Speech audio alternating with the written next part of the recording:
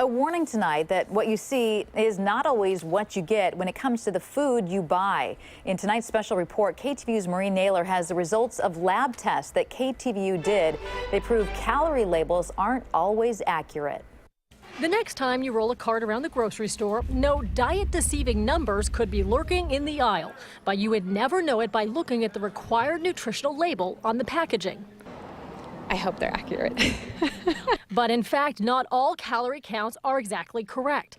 The government only requires nutritional facts to fall within a range of the actual amount. The real number can be up to 20% more. That would disturb me to know that it was significantly more. According to a recent lab test, a McDonald's fish fillet sandwich was about 400 calories, 27 more than advertised. And a Subway club sandwich, said to have 310 calories, and test came up as 380 calories, 70 more than advertised, and with almost 3 times as much fat than posted. I don't appreciate that very much. I'd rather know, honestly. Then I can make the choice. We wanted to find out just how accurate labels are, so we hired a lab to test the nutritional makeup of some food. We shopped at 4 different stores and restaurants and bought a range of items, from wraps and burritos to cookies and muffins. Then we shipped the items to the lab, and what we found was every label was off. This banana nut muffin was listed to have 730 calories, but our test showed it had 637. A turkey club wrap with lettuce, tomato, and bacon, said to have 560 calories, was also less, 522 calories.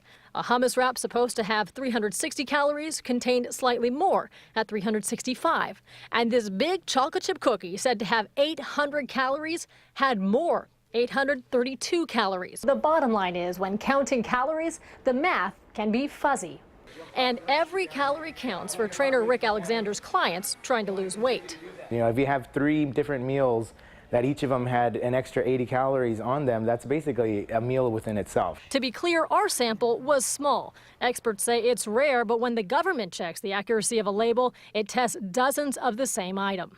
These are all of our different classes. So nutrition advisor Susan Algert has been in this field for 30 years and says it's simply too time-consuming and expensive for companies to test everything, which is why the guesstimate is allowed. She says bigger chains, such as McDonald's, may have more accurate calorie counts, while smaller producers simply don't have the funds to test the food. A lot of us feel intuitively that there is a lot of wiggle room there, and so I would err on the high side and think that you probably are getting more calories and more fat. In the meantime, nutritionists say shop for fresh produce and meat, and instead of focusing on the labels, shop the periphery of the store. And so the more you wander into the middle, where it's all the processed products, is where the food labels become a little perplexing. And while counting calories should be simple math, the numbers don't always add up. In San Jose, Maureen Naylor, KTVU Channel 2 News.